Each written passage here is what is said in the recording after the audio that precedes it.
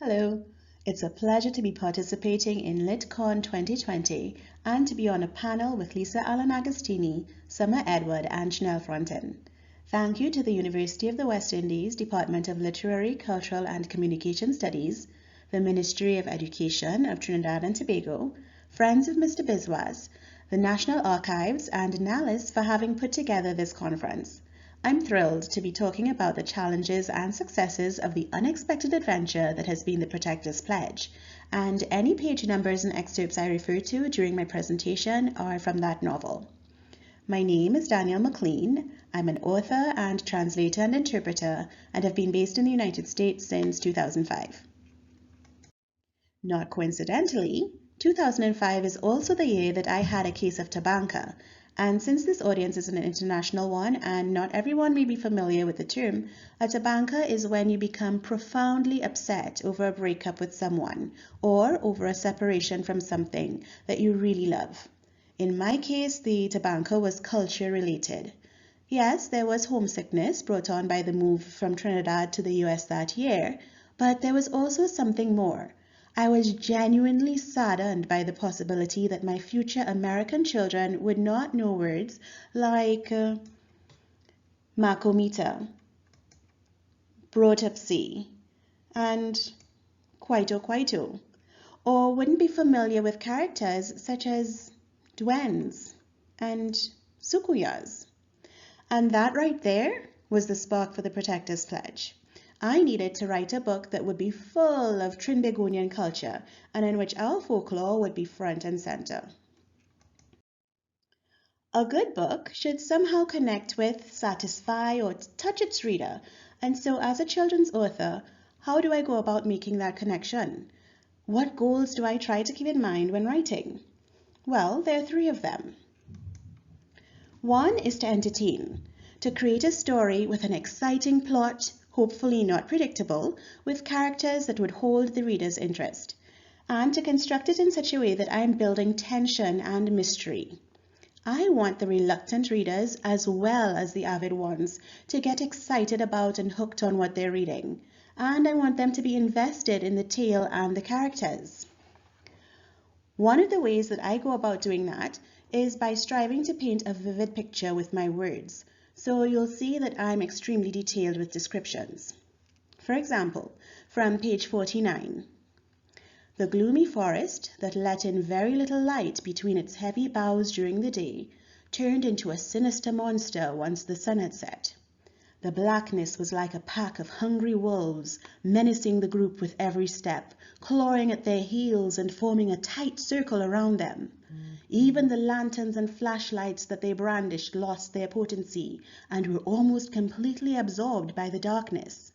This wooded world, where silence seemed to reign during the daylight hours, was replaced by a living, breathing entity that creaked, hissed, grunted, rustled, and hooted. My second goal is to encourage representation by creating a story with which our children can connect on a cultural and social level by seeing themselves and aspects of their day-to-day lived experiences like food, plants, language, sayings, etc. included on the page in a way that is not othering or exoticized. I want to encourage children to see their current or future selves in characters that display admirable attributes like bravery, love, kindness, self-awareness, persistence, and confidence. Encouraging a passion for our folklore locally and among children within and outside of the Caribbean diaspora is also something that I want my writing to do. So I need to ensure that I do these mythological characters justice, that they are three-dimensional, have personality and mystery to them, and at the same time that I respect the tradition of who they are and what they represent within our society. And my third goal, the big one, is to educate through literature, and hopefully not in an obvious and didactic way, but subtly and naturally. I want to educate on our lexicon. It is rich, vibrant, and descriptive. Local words and sayings are essential to the Protector's Pledge, and there's a glossary to help readers who are not familiar with them. The following are a few examples from the text. From page 14. Don't forget the saying, son. One day for police and one day for thief. Life always has a way of balancing things out in the end. Page 18. All the lettuce by Decuto stall shrivel up.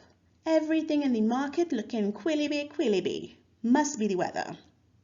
And page 19.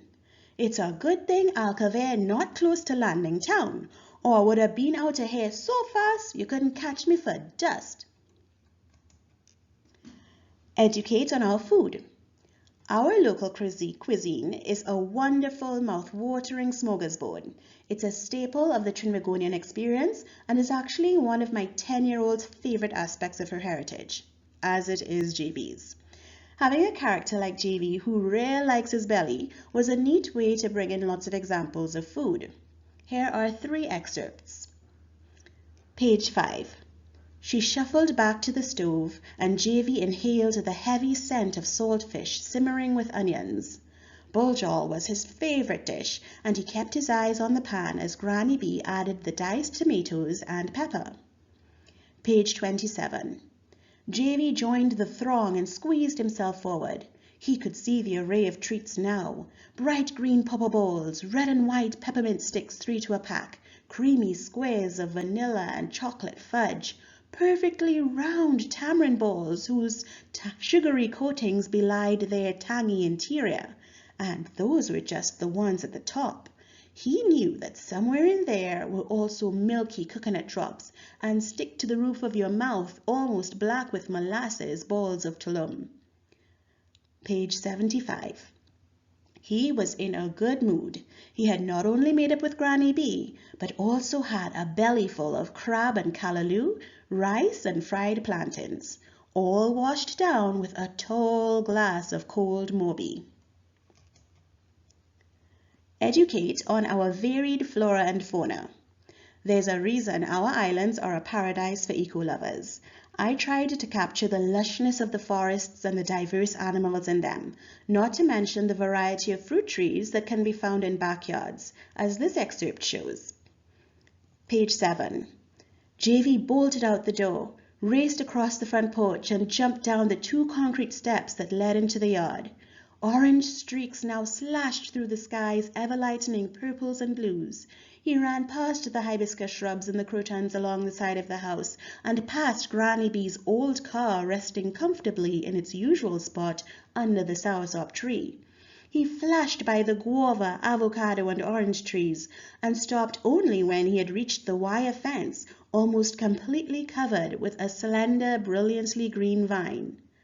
With its reputation as a ward against bewitchment, Twef was a common sight in villages such as Alcaver, where there was still a healthy respect for superstition. JV pulled fistfuls of the shiny 3-pronged leaves off the vine and dashed back to the house. Education on our folkloric characters, who are 100% intriguing and, in my opinion, warrant rock star, soca star, and chutney star status. They are a connection to the generations that came before and to the ones that follow us and will forever be relevant. I've chosen 2 excerpts that won't give too much away. Page 107.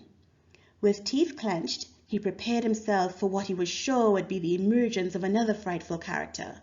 Perhaps a lagahoo not yet morphed back into the shape of a man, or maybe even Ladja Bless, with her frilly petticoats and cloven hoof coming to take him away.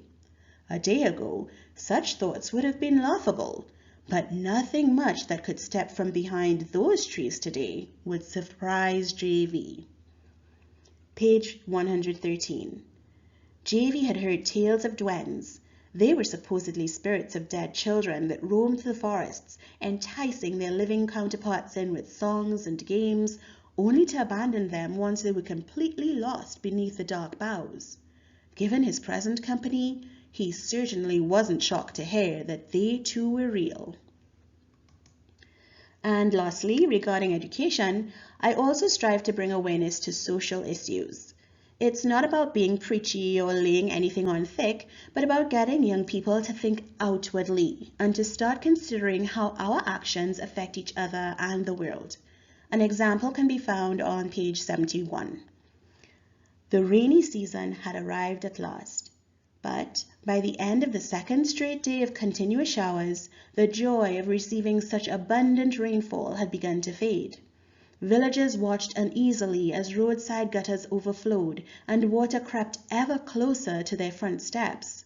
They shook their heads in dismay when they glanced over at the scorched hillsides that had not only endured 7 months of unrelenting heat, but had also suffered further abuse because of indiscriminate burning. Knowing it was too late to reverse the damage, the people of Alcaver could only hope that the loose soil did not slip down the slopes and bury them all under thick layers of dense mud. The purpose and goals behind my writing are the motor that pushed me along to convert an idea from 2005 into a 10-year labor of love, sustained amid studying, working, parenting, and all the living that happens simultaneously, 61 unsuccessful submissions to literary agents over a 2.5-year period, months of research into other publication avenues, and the decisions, steep learning curves, and personal growth that came with self-publishing. And these are a few images of the self-published version of the Protector's Pledge, and photos from its launch in 2015, what I considered at the time to be the culmination of the journey begun all those years before. But the journey wasn't over, and it was through Code's Burt Award for Caribbean Literature, the Bocas Lit Fest, and Caribbean Reads Publishing that the Protector's Pledge has been able to reach even more young readers in Trinidad and Tobago, the Caribbean, and worldwide. This book's journey, and my own as an author so far, have been unexpected and fulfilling. I love what I do, and if through my writing I can get a child to connect with a character and or a story, or a reluctant reader to pick up a book a second time with less ambivalence than the first, then I consider it a job well done. Thank you to the educators, authors, librarians, organizations, and persons in various roles within the publishing industry who promote literacy, encourage a love of reading, recognize the importance of representation and diversity in literature for everyone, and continue to actively foster it.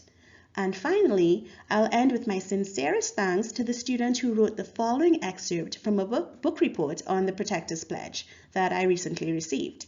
It perfectly shows why I write, and my heart just about melted when I read it.